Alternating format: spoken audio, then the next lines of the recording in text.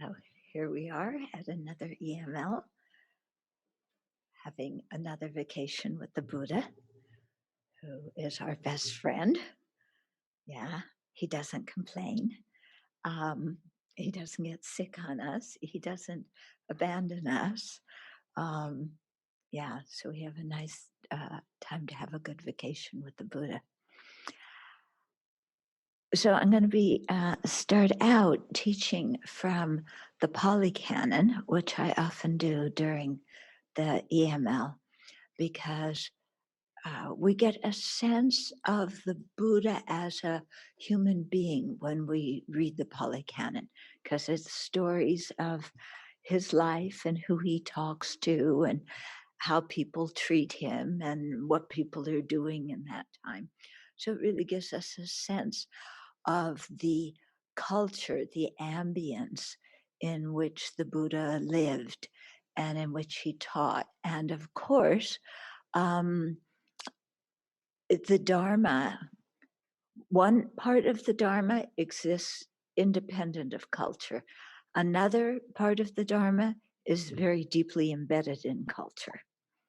Okay, so when we hear the Buddha instruct people in the Pali Canon, that Dharma, teaching the Four Truths, the path to awakening, and so on, that Dharma is not dependent on culture, because all sentient beings, the description of the Four Truths pertains to all sentient beings in all historical periods, in all cultures, whatever's going on.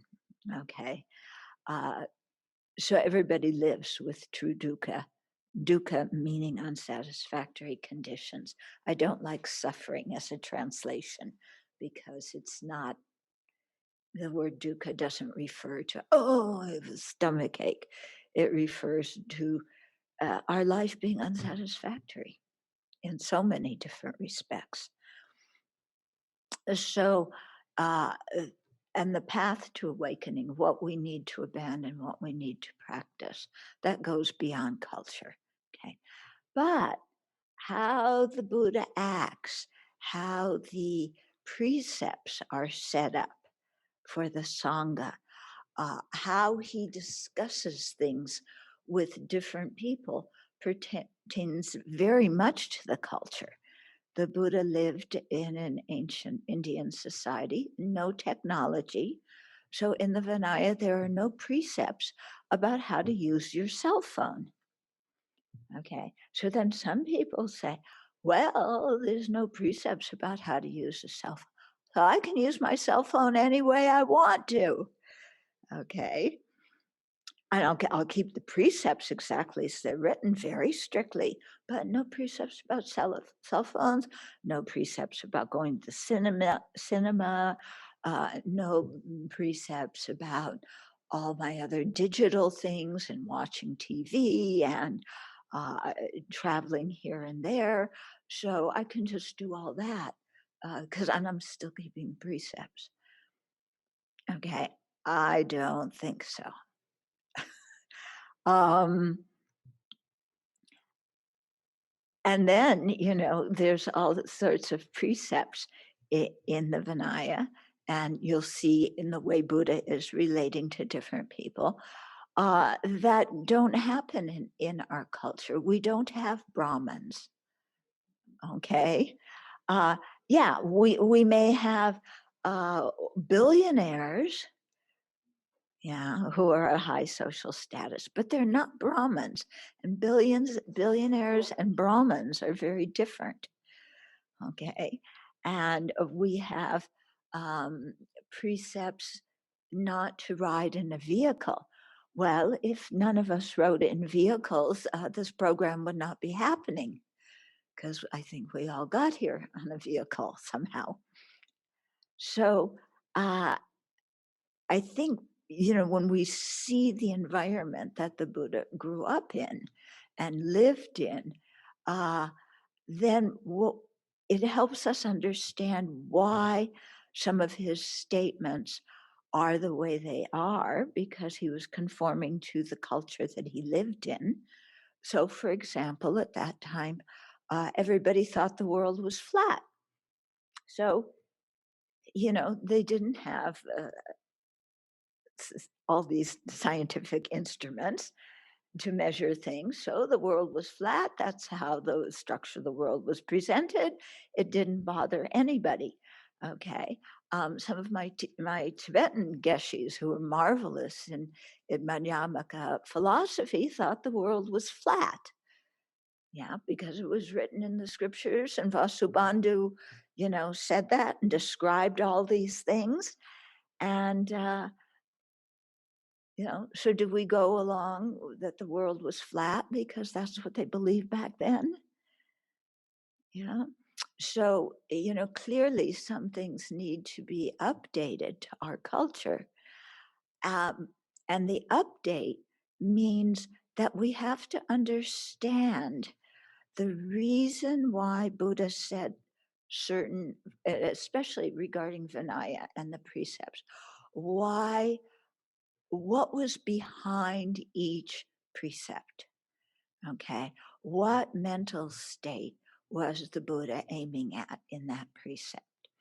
And then we have to see, okay, the behavior that is to be abandoned according to that precept, that behavior doesn't really pertain much to us. Okay, because that's not the way our society works. But the mental state that the Buddha was talking about that brought about that behavior in ancient times, that mental state we have today too. So then we have to see, okay, how does that same mental state manifest in our actions today? Okay, so one example, the well, let's take the one about not riding in vehicles. Yeah, in ancient times, why did the Buddha say that the Sangha couldn't ride in vehicles? Well, first of all, because the people who rode in vehicles in those times were the wealthy, important people of higher caste. And they tended to be arrogant because they could ride in a vehicle and everybody else was walking or, you know, riding on an animal or something like that. But they got to ride in a chariot. Whippy. So they were a little bit arrogant over other people. So, uh, nowadays, do we have that problem? Well, let's see. Maybe people who drive a Lexus or a Beamer or a Rolls, they may have that problem of being arrogant for riding in their vehicle. Yeah. But when you get in your VW or or your what I don't know brands of cars, huh? Subaru, yeah, we have Subaru. These kind of cars. Do you feel arrogant? I hope not. Okay. Maybe if you have a new shiny car, you do. Okay. But ordinarily, everybody, not everybody, but most people have access to transportation, either public transportation, riding that vehicle, or cars. And it's something commonly accepted in our society. People don't get arrogant about that. So I think it's fine. If we look at why the Buddha set up that precept, it's fine, for people to use vehicles. Yeah? But don't use vehicles that are going to make you arrogant and make you feel better and superior to other people. Okay. Also in ancient India, people don't look at the screen there, look here. Okay. People online, they're all looking at you. Yeah. I want them to look at me. Yeah. Because I'm the one giving the teaching, you're checking out everybody else, huh? So, um, okay.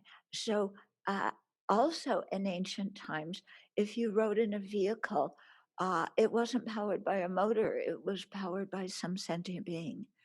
And so horses got whipped, other beings suffered.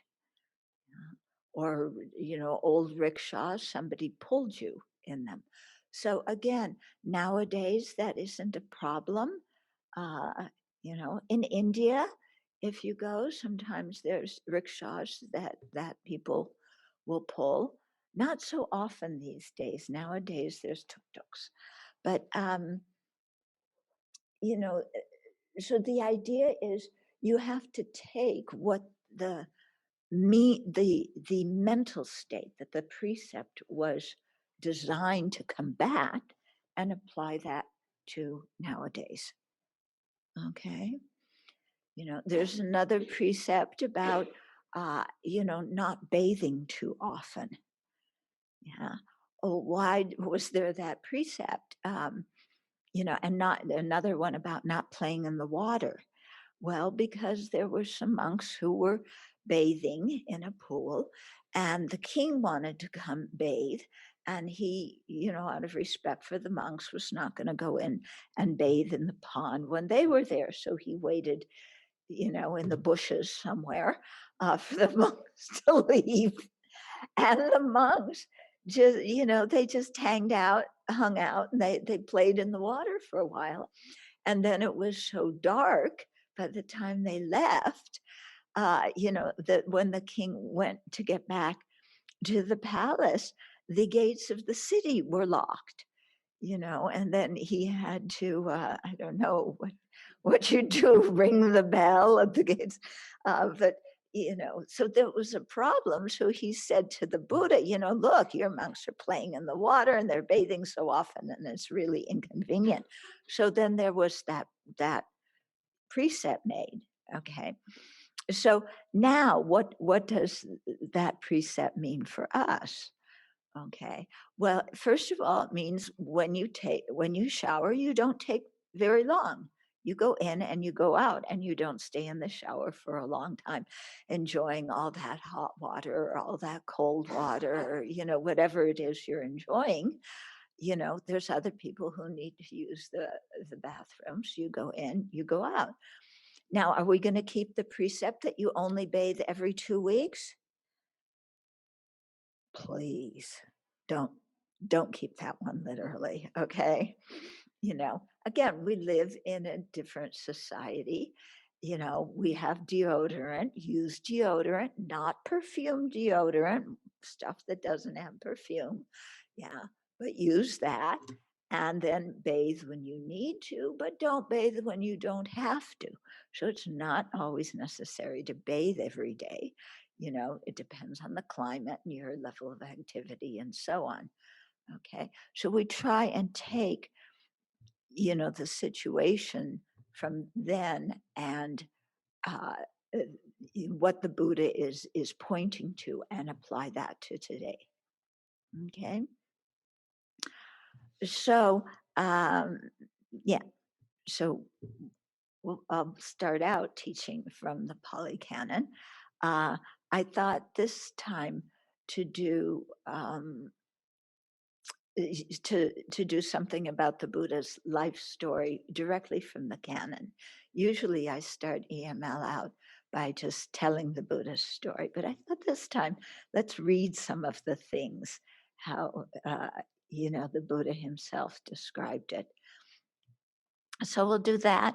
And then, my idea is then to go into this Sutra of Urga, which is one of the early Mahayana sutras that came and is very, very interesting. And it talks, uh, about how to integrate bodhicitta or the, not necessarily bodhicitta. They didn't talk about bodhicitta then, but how to integrate a different approach to practicing.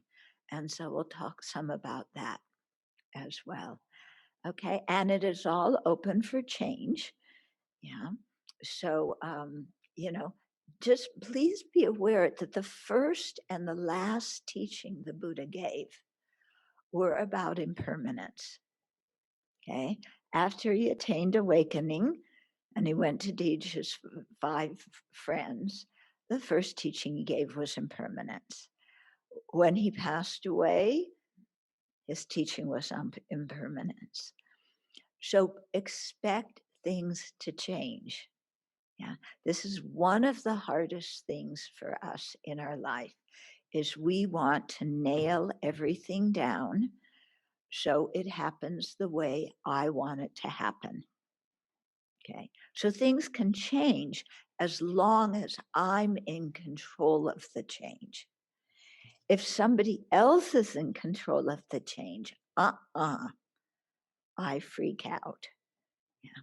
And I see, when people come to the Abbey, this is one of the things that often hits them, and that they have difficulty with it at first. Is, first of all, the environment they're living in is different than the environment they came from, but they expect it to be the same as the environment they came from. Okay, so if you lived with the family before, you expect, everybody at the Abbey to be affectionate and kind. And when you walk in the room, say hello and how are you, and talk with you. And, if you worked at a job before, you expect, your colleagues to chat and to be able to have lots of idle talk, because that's what you do in break times at a job. So you expect that at the Abbey. Like with your family, people are always saying, I love you, you're so wonderful, you're so talented. You expect people at the Abbey to just fall all over you because you're so great. And, and out in regular society, anybody who gives you advice, they're like, who are they to tell you what to do? You know, and here you have people asking you to do things. Yeah. If you had a job where you could manage your own schedule, you expect to come to the Abbey and make your own schedule up and do things when you feel like it. And people say, that's not the way we function here. You got to eat at this time and this time and this time. Well, wait a minute. I used to work, I got up at 10 in the morning, and then I had breakfast at 10:30, and I worked for a while and took a break, and then had dinner, and then I worked from 8 p.m. until 1 in the morning, but I got all my work done. So why can't I do that at the Abbey? As long as I get my work done. Yeah. So, you're coming into a different environment, things change. People have difficulty with that. Even within the Abbey, I remember in the early days when it was just Venerable Tarpa and Venerable Semke and me, and we would have a stand-up meeting like we do now in the morning, where everybody gets together and plans the day. And we would plan the day very quickly, and everybody would know what they were doing. And then as soon as you got involved in things in the day, new things would come up. You had to change your whole idea of what you were doing and the order in what you were doing. And they were freaking out. Yeah, you remember? I was like, wait a minute, but we made this plan. Let's do it. Why? I don't like changing the plans 10 minutes after we make them. Well, again, this is showing the very first teaching the Buddha gave is about change and how much our mind resists change, how much we don't like it. Yeah, unless we're the one who's controlling it. Okay, then it's fine. And we don't understand why other people freak out. But when other people control the change, yeah, then what are they doing? And then we go into, they're trying to control me. They're bossing me around. Yeah. And anything any American doesn't like is to be told what to do and to be bossed around. Okay. Now, I realize not everybody here is American, thank goodness. Yeah, but some of these traits apply to non-Americans too. Okay. I think there's somebody here from Israel. Are you here this morning? Ali, I don't see her. But anyway, the Israelis also, they don't like being told what to do. Yeah. So, and I suspect some of you also don't like to be told what to do, or you don't like other people to change their plans on you. Yeah, even in Colombia, huh? Yeah, they can't change. What about in Switzerland? No, the Swiss are like, yeah. German, oh my goodness, yeah. German, your plans are made before you're even born and you don't change them. Okay, so yeah. Yeah, Vietnam plans change. You're used to it. Yeah. Okay. Yeah. Our Singaporean is, oh, online. Okay. Yes. But she had that all planned out 5 years ago. Yeah. Yeah. Okay. So what we're getting at is here that things change, and part of our dharma practice is to watch what happens in our minds when things change and we weren't expecting the change. And how do our minds react? Is it, oh, good? Or is it, oh no, how could they do this? I don't like that. They're controlling me. They're bossing me around. Why isn't anything stable? All I want is a little bit of predictability in my life. So how do we react? Yeah. So that is our dharma practice, observing how we react to these things. And then of looking at that mind, is that mind a virtuous mind or a non-virtuous mind? Is that mind a happy mind or an unhappy mind? Okay. If I'm complaining when things change, what mental factor is active in my mind at that time? Dare I propose anger? Yeah. Is anger a virtuous mental state, something to cultivate on the path? No. Then what am I going to do when my mind gets angry, when there's change and I don't expect change? Yeah, what am I going to do? My old behavior is I complained. And that's what everybody in society does. We complain. We complain about our family. We complain about our work. We complain about the government. Everything we complain about. Hmm? Well, is complaining a virtuous or a non-virtuous state of mind? Is it something to cultivate or something to abandon? Okay. And then we get into, well, my complaints are good because these things do have to change. They're very detrimental. Other people's complaints are so selfish. Right? So, all these things that happen in the course of our daily life, this is our practice. Okay, so this is why living in a monastic community when you ordain is so important. Because when you live in a community, dare I say, you are living with many people who in ordinary life you probably wouldn't hang out with. Okay? So people often think, oh, monastics, we all basically look alike. We have the same clothes, the same hair, So we believe the same things. So we all must get along perfectly well. No. Okay.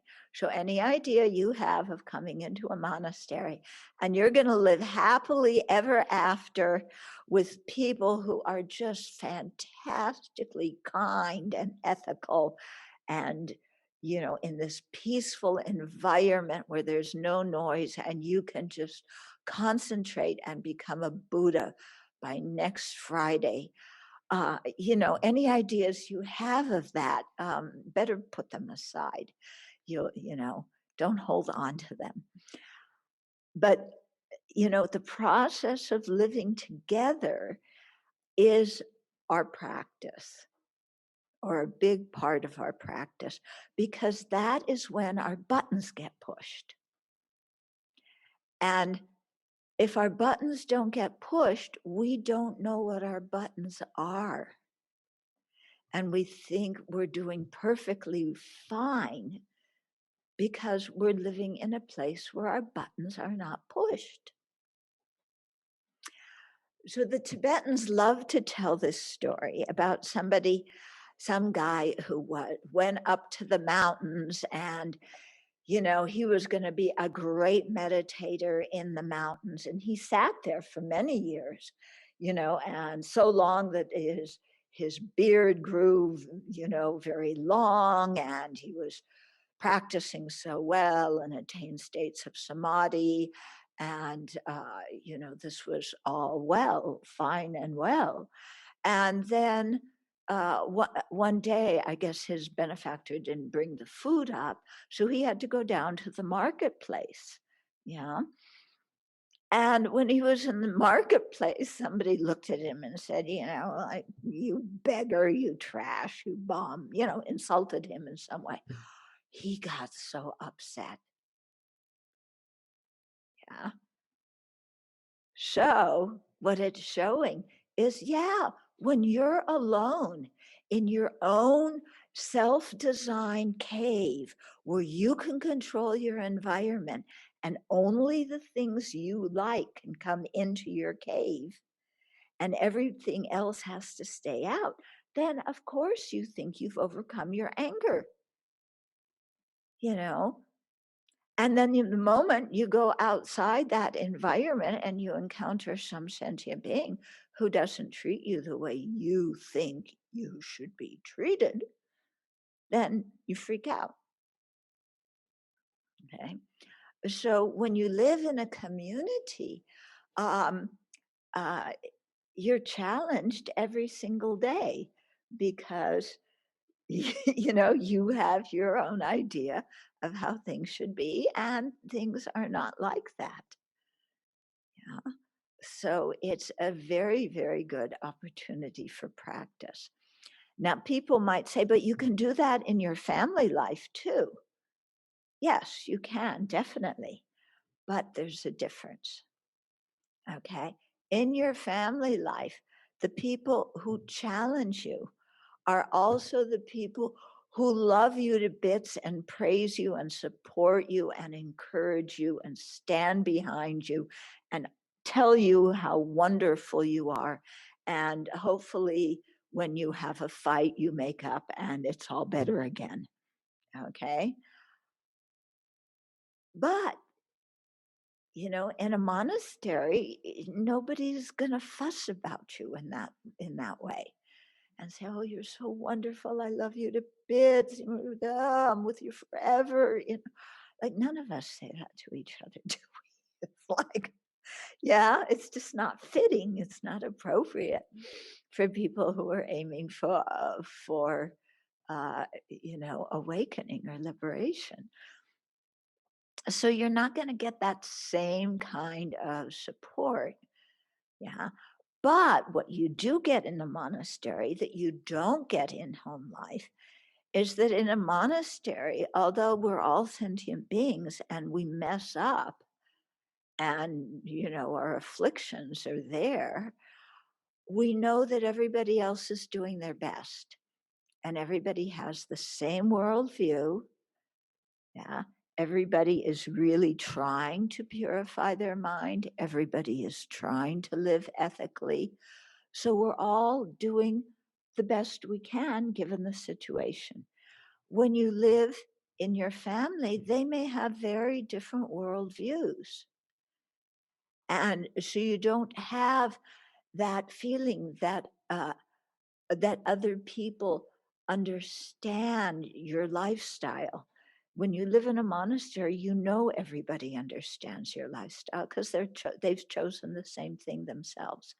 But with your family, unless you have an exceptional family, I don't know about you people, but my family didn't know what in the world I was doing. It's like, what happened to you? Yeah. No, seriously, my parents thought I was in a cult. They went to some kind of, they have courses for parents of children who have been inducted into a cult. My parents didn't know that Buddhism was one of the world religions. They thought I was in a cult. They went to these kind of groups. Eventually, they figured out, no, their daughter was not in a cult. Okay, but they couldn't understand my life choices at all. Whereas you live in a monastery, people understand something. Okay, so we say that monastic life in a monastery, it's like rocks in a tumbler. Okay, it's not like fuzzy fluff balls in a tumbler. Fuzzy fluff balls in a tumbler, they just, they bump into each other, but they're soft and cozy and, nothing happens to them. Rocks in a tumbler, yeah, if the rocks have rough edges, those rough edges get chipped off. And those rocks whose edges get chipped off are also the ones who chip off the rough edges of other rocks. Okay, so we are in a process of chipping off each other's rough edges, and we signed up for this. Okay, you have to remember you signed up for it. Nobody is making you do this. Yeah. If you really want to live with a bunch of fluff balls, which sometimes turn into atom bombs, it's not like lay life is milk and honey, is it? Okay. Then there's plenty of place to do that, plenty of people to do that with. Yeah. But if you want to sign up for a place where your rough edges are going to get um, how to say it politely, smashed. then, yeah, then monastic life in a monastery is for you, because the Buddha made the sangha. He made a community, yeah, and he set us up as a community for a purpose. Yeah, we're not just little individuals doing our own trip, setting up our own nice little cave in the city or in the wilderness, okay, where we can control the environment. He set it up where we are living independence, yeah, not independent of, but in dependence, with other living beings. Yeah. And so really what it brings to your mind is one that other living beings are incredibly kind. Yeah. We come into the Abbey, and it's like the buildings are built, and the food shows up every lunch, and it looks great. The water works, toilet works, most of the time. And and then this food magically appears, the building magically appeared, the land magically appeared. Yeah. And so we just take it all for granted, and we want more and better. Okay. But when you really are living in a community over time, you see everything depends on the kindness of other people. Okay. And at some point I'll tell you a little bit about the history of the Abbey, and you can really see that, you know, that this place manifests because of the kindness of so many people. And many of the people have never even been here. And many of the people live halfway around the world, and they may never come. But they want to help build the Sangha in the US, in the West. And so they donate. And it's out of the kindness of their hearts. Okay. We do not buy our own food.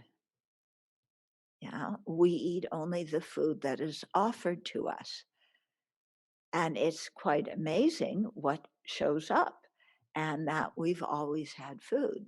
When I set the Abbey up like this, people said, "You're going to starve in America. Nobody's going to bring you food." But we haven't starved. Yeah. And we don't go shopping. We do not buy our own food. So all of this comes due to the kindness of others. This building was not here when we started. Yeah. And I look at this particular building, I think was like I always say 2.3 million. Venerable Tarpa has another price, but it's somewhere around 2 million. You know, to me, I never owned a car. I never owned a house. You know, $2 million is like, what? To me, that is like astronomical, unbelievable, that amount of money, you know. And I sometimes stand in front of this building and I go, how in the world did we build this? Where did that money come from? It didn't grow on the trees here. Where did it come from? It came from the kind hearts of incredible number of people. Yeah. And the Buddha Hall is going to cost more than twice as more, maybe even 3 times as more. We don't know yet. But, you know, so you really start to feel the kindness of others. And when you feel the kindness of others, it affects you in some very strong ways. One is you realize you can't take anything for granted. You see that as much as you complain, your complaints are totally uncalled for.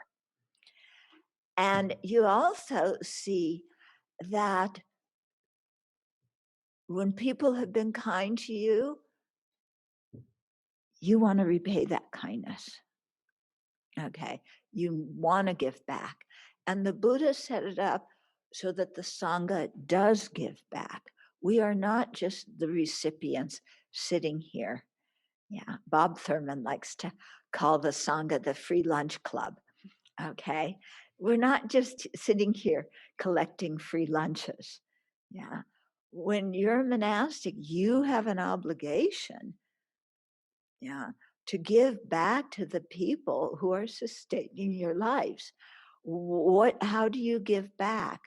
By practicing, by improving the state of your mind, by abandoning your negative qualities, you know, and negative behavior, by learning the Dharma well and being able to share it with other people.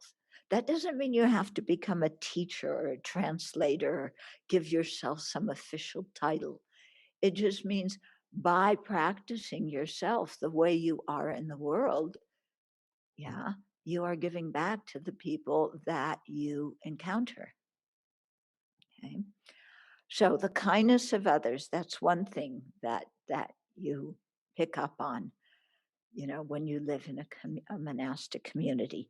The second thing is our actions matter, because you begin to see what we say, what we do influences other people. And our actions and our speech come from our mind. Okay. So, you know, we begin to see if I act in a certain way, I am creating conflict in this community. If I speak in a certain way, I create misunderstanding, even though I may not intend to. Because of my habits of uncontrolled speech, I create misunderstanding. Yeah. If I say everything that passes through my mind, oh my goodness. Yeah. Then you really create a mess with other people. Okay. So you begin to see, what I say and what I do matters. It's not inconsequential.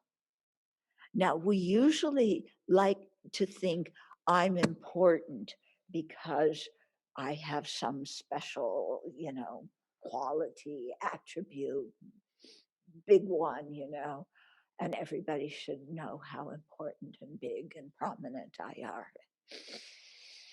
Yeah, and I won the election even if somebody else got more votes, that kind of mentality. But you begin to see, oh, if I act like that, it creates a mess with the people I'm around. Yeah. And that I'm clinging on to some identity and expecting everybody to treat me that way. And actually, Dharma practice is about me transforming my behavior and abandoning my negative actions, abandoning speech that spreads discord. Yeah. Abandoning actions that set myself up as, some bigwig. Yeah. And then you see, okay, not only my actions of body and speech matter, but what's going on in my mind matters. Because the mouth doesn't move without the mind moving. And with the exception of hitting your knee, hitting something on your knee and your leg jerking up, what do they call those? Reflexes. Yeah. That with the exception of that, our physical actions depend on our mind as well. So if our actions affect other people and our mind affects our actions, then we need to work on what's going on in our mind. Okay? Our identities that we cling to, our likes and dislikes that we cling to, all this kind of stuff. Okay?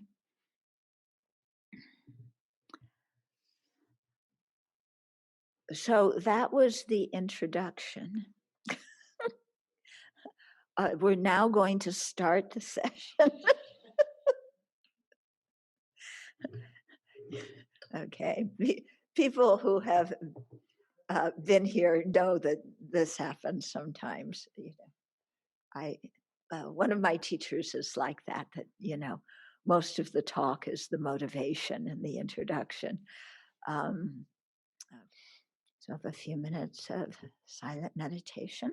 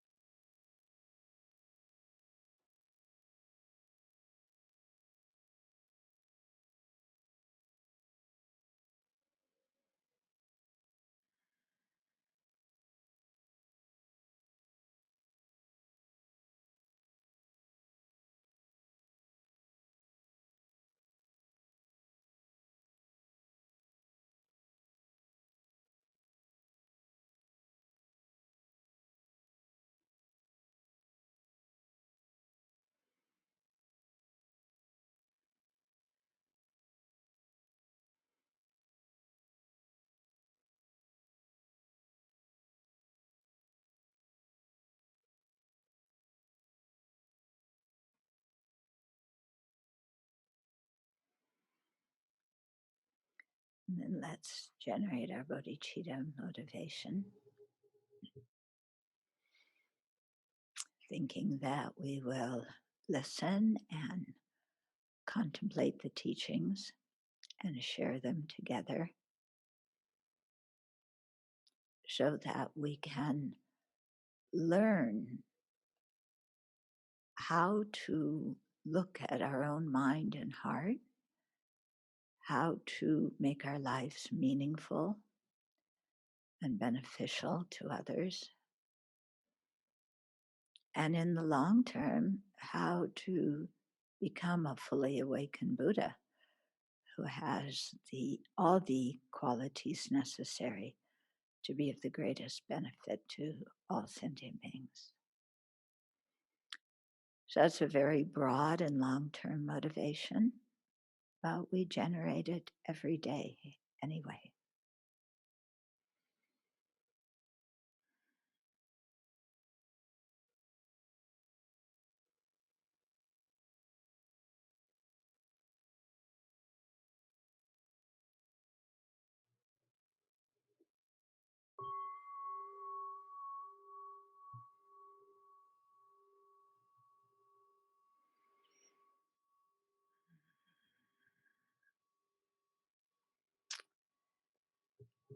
Okay.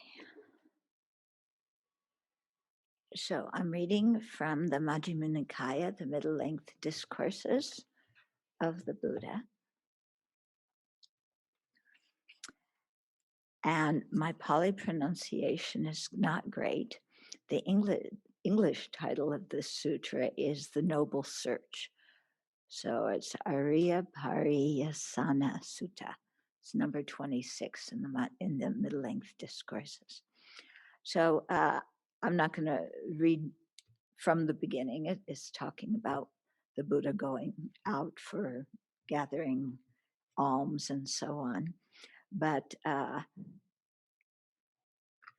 after his meal, he went to a hermitage of one Brahmin, and some of the other bhikshus were there discussing, and he said to them, "What are you talking about?"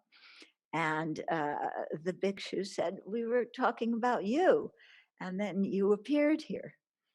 Okay. So then the Buddha started talking about he didn't start talking about his life from the beginning, growing up in the palace and all of that. Okay. Let me just say a little bit about that, because I think that pertains is relatable to our circumstance.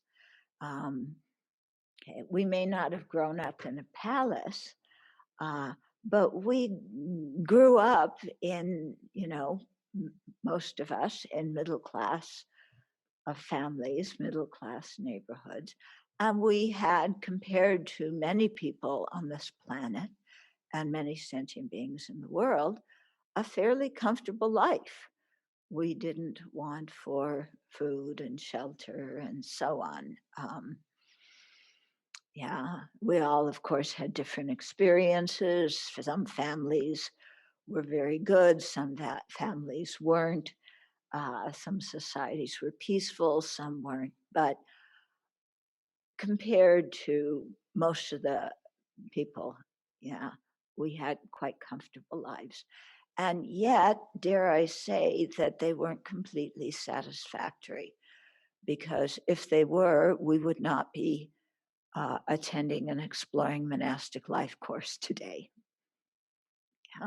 We would be out enjoying all the pleasures of the world because we thought that they would make us happy.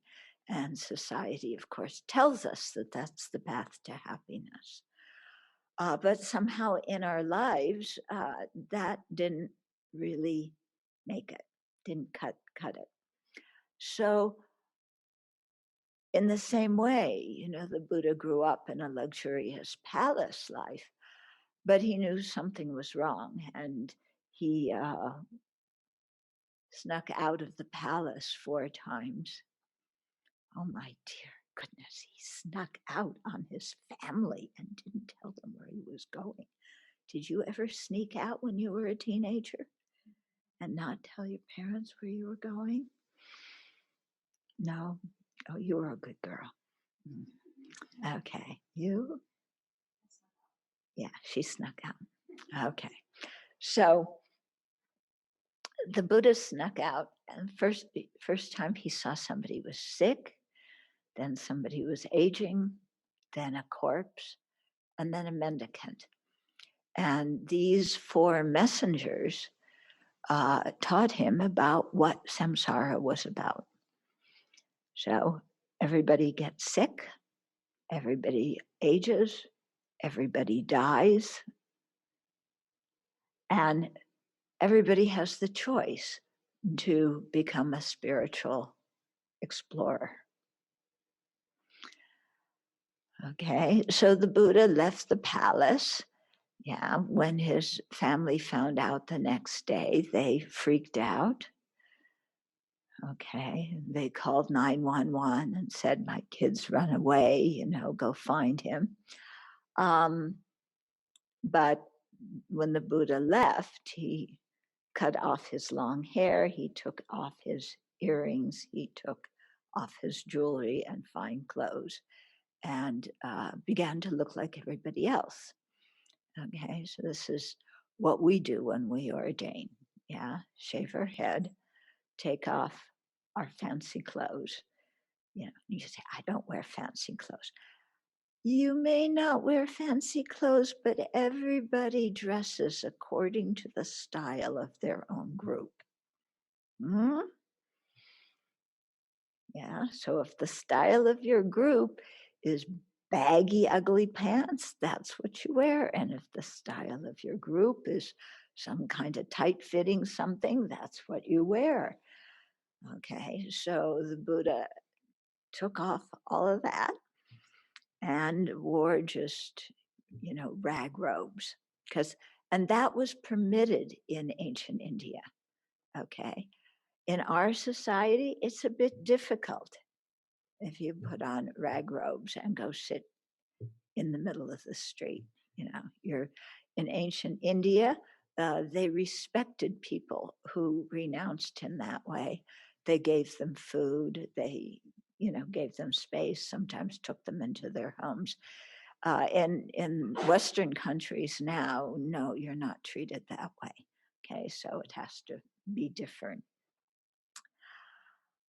Okay, so the Buddha left and he went in search of a teacher that can lead him to awakening.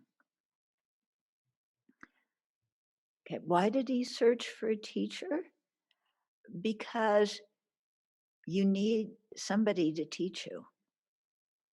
Okay, if we need teachers in order to learn how to type and in order to learn how to drive a car, which are fairly simple skills, supposedly, my typing is not great, but my driving is even worse. But, if we need teachers for those skills, then working with our mind, following a spiritual path is even more delicate, and we need a teacher. Yeah. One of my teachers, Lama Yeshe, used to say, well, some people, they want to be their own teacher. And so they take a little bit from this, they read this book and take that, they read that book and take this, and they read from this religion and take that, and that faith and take this. And he said, they make soup. Yeah, so what do you practice? Soup. Yeah, because soup has carrots and celery and onions and tomatoes and noodles and all sorts of other things. Yeah. So you make soup, and all the things in your soup are things that you like. Okay. So you pick and choose from the different spiritual paths to make something that accords with what your ego likes. Yeah. So that's what happens when we don't have a teacher. Yeah, we think that we can guide ourselves, but it's like learning to type when you don't know what in the world you're doing, or learning to drive a car when you don't even know where the gear shift is, or where the brakes are. So we need teachers. So the Buddha set out to find a teacher. And where this sutra, where the Buddha starts explaining in this sutra, he starts talking about two kinds of searches, okay? The ignoble search and the noble search, okay? So he says, monastics, there are these two kinds of searches, the noble search and the ignoble search. And what is the ignoble search? Here, someone being himself subject to birth seeks what is also subject to birth. Being himself subject to aging, he seeks what is also subject to aging. Being himself subject to sickness, he seeks what is also subject to sickness. Being himself subject to death, he seeks what is also subject to death. Being himself subject to sorrow, he seeks what is also subject to sorrow. Being himself subject to defilement, he seeks what is also subject to defilement. Okay, so this basically describes our life as we start out. Okay, we are subject to birth, aging, sickness, death, sorrow, defilement. Okay, we want happiness, we don't want suffering. What do we seek out? Things, people that are also subject to birth, aging, sickness, death, sorrow, and defilements. What do you think the result of that's going to be? Okay. When he says, I am subject to these things, he's talking about the first truth, the truth of dukkha. This is my life situation. Yeah, I get born, grow old, get sick, die, in between have sorrow and lots of defilements. Okay? So that's my life. And what I want is happiness. But in my ignorance, I don't know what the cause of happiness is and what the cause of suffering is. But I do know what is familiar. So I seek out what is familiar. And society around me, my family, everybody is also seeking out those things, what is familiar. And what do we seek out? We seek out things external to ourselves. Yeah, because we think that happiness and suffering come from external people, external situation, external objects. Okay, so how are we brought up in our families and in society? What is the path to happiness? Okay, you've got to get money, and then you've got to get things. And then you've got to get an education, because that is the vehicle to get money and things. And you also got to get a family. You have your family you grew up in, but you want to find a spouse or a partner, and you want to have kids. You want to duplicate what everybody else is doing, because we're taught that happiness comes from living like that. Yeah. Would you say that this was imprinted on you as a child? Yeah. This is the path to happiness. Yeah. So we just follow along that path because there's nobody around to tell us anything different. Yeah. So we seek out, the same things we are. Yeah. So we want a reputation. We want praise. We want good relationships. Yeah. Not just friendships. We want a sexual relationship, an emotional relationship. We want a career so we can have status, so we can be known as somebody. Yeah. We need whatever external objects that we need to have that match our career. Okay. So if you're a farmer, you need to have a certain kind of truck. Yeah. You don't need a Beamer when you're a farmer, and a Beamer isn't going to bring you status as a farmer. You need one of those really good big trucks, bright red, right? Okay. With what? Black? Okay. But anyway, when you step on the paddle, that truck roars. And you need a four-wheeler. Okay. And that's the kind of vehicle that is going to match if you're a farmer or a rancher. Yeah. If you're a doctor, then you need the Beamer, okay, or the Lexus or whatever it is. Yeah. If you're somewhere in between, you ride public transport. Yeah. If you live on the East Coast, if you live in the West Coast, my goodness, then you get some broken down whatever and you drive that. Yeah. But you achieve some status when you're able to save money and trade in your broken down whatever and get something that's a step up from your broken down whatever. Okay.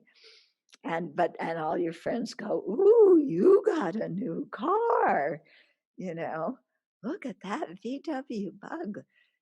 That's what was in when I was, in the ancient times with the dinosaurs. Now, what do people want to get now? Subarus.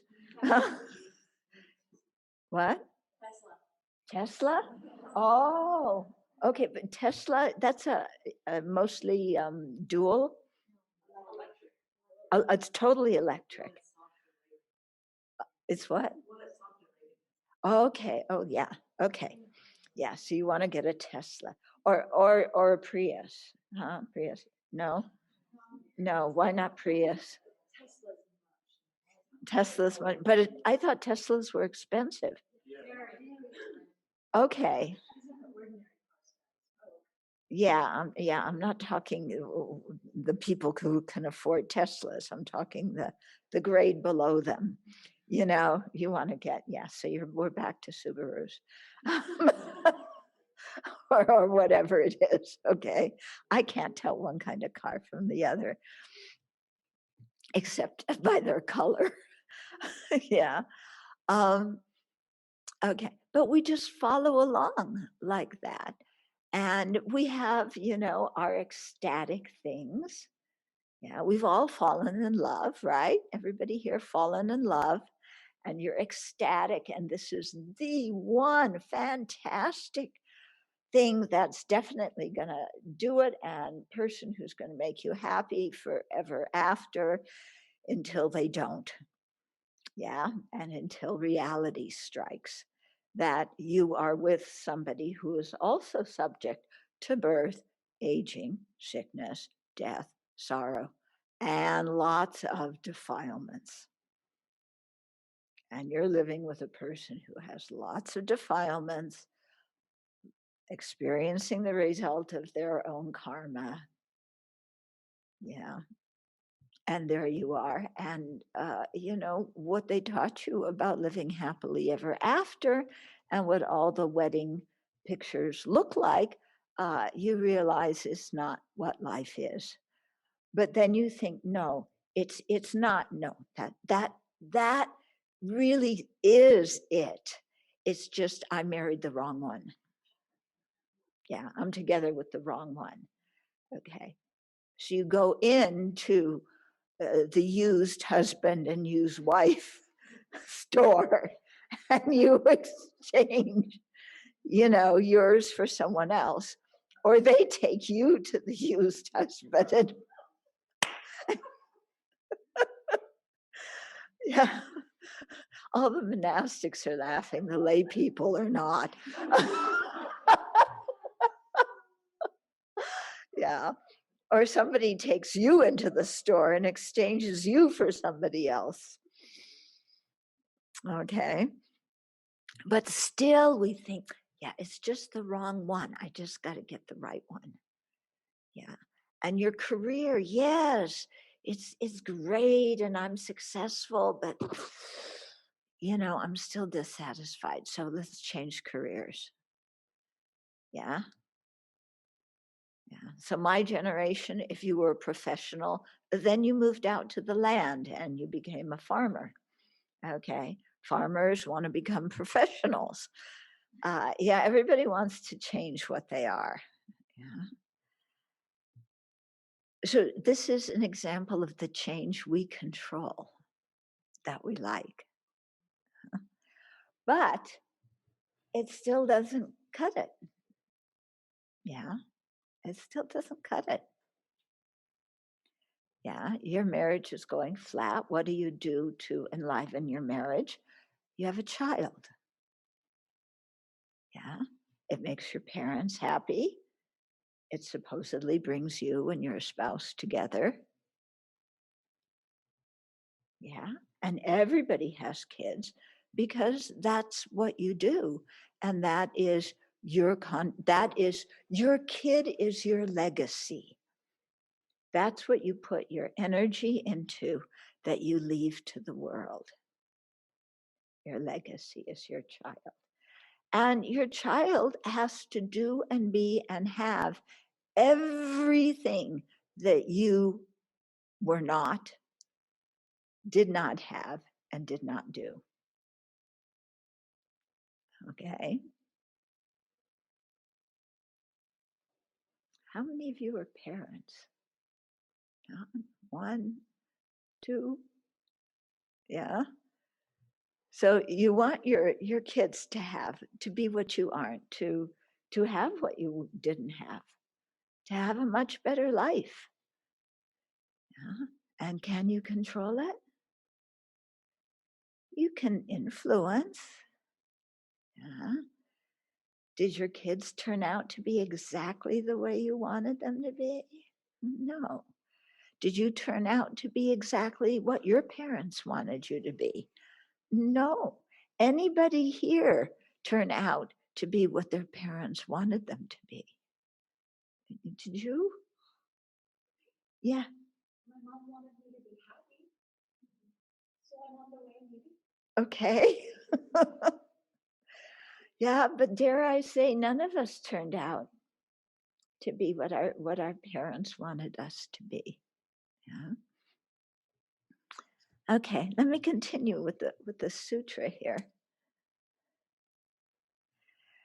Okay, so then the Buddha says, and what may be said to be subject to birth? Spouse and children are subject to birth. Men and women, employees, goats and sheep, fowls and pigs, elephants, cattle, horses and mares. Okay, so cars and cell phones, computers and drones. Okay, sports cars and fancy houses. Yeah. Vacation homes and fancy food. Okay. So we skip over the goats and sheep and fowls and pigs, Okay. What else do they seek out? Gold and silver. money.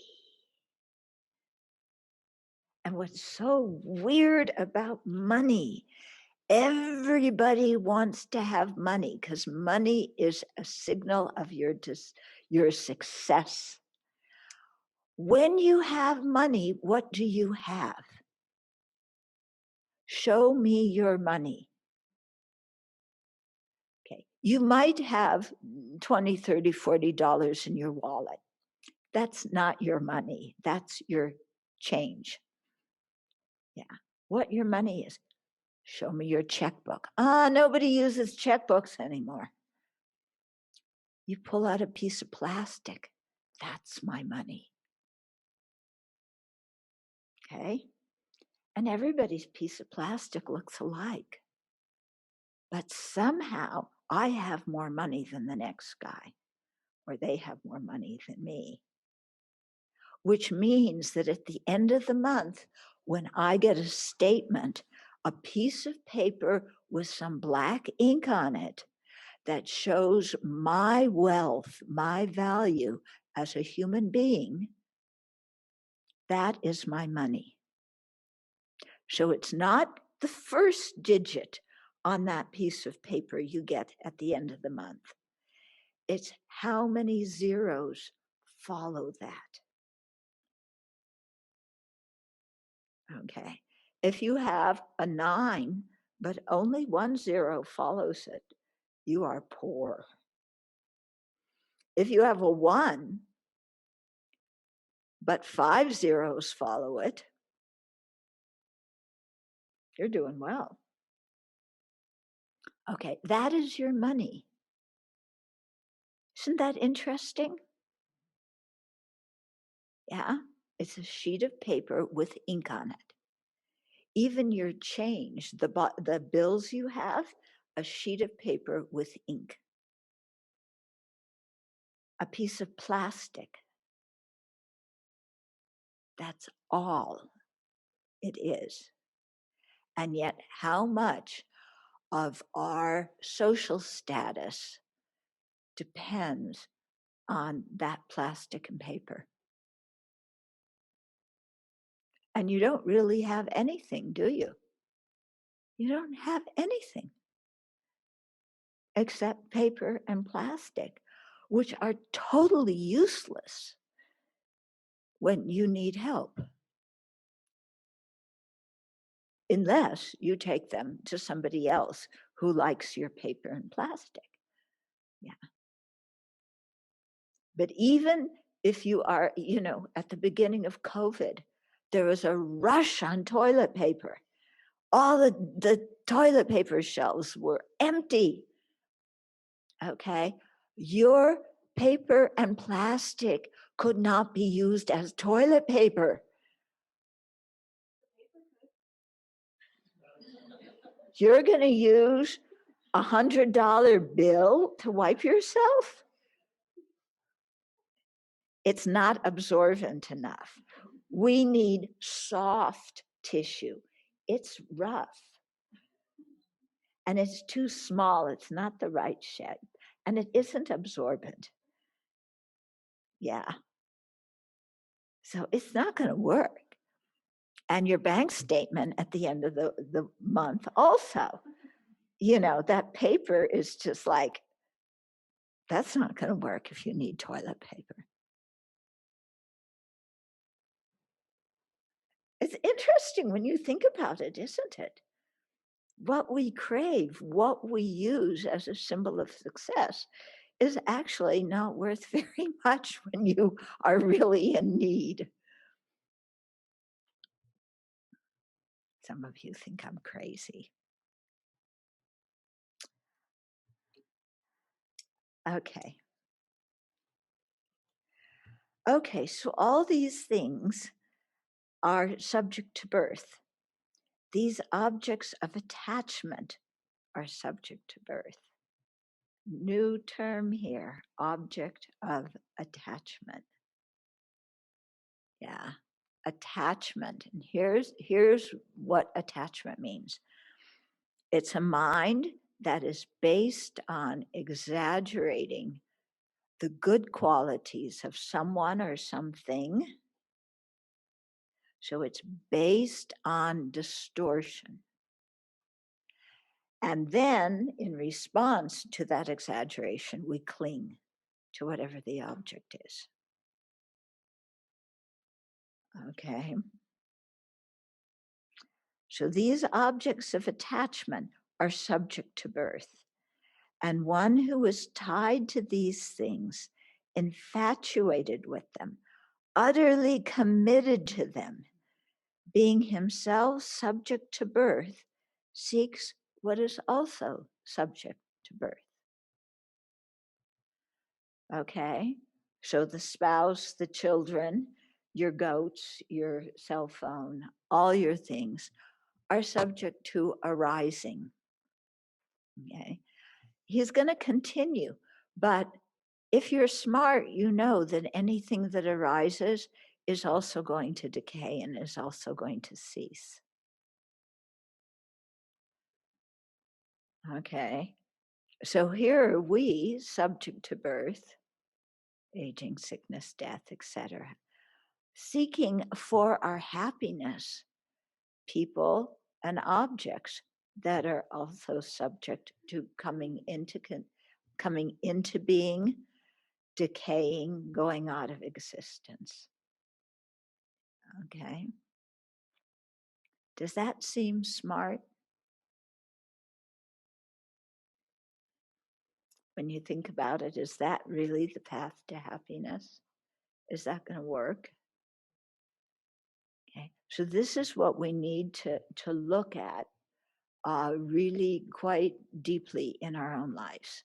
Not just say, oh no, that doesn't work at all. But meanwhile, we accumulate this, that, and the other thing. But to really look and see if, especially the way you've been raised and what you've been taught as successful, if that is really the meaning of success, if that is really the meaning of happiness, and do some introspection about that.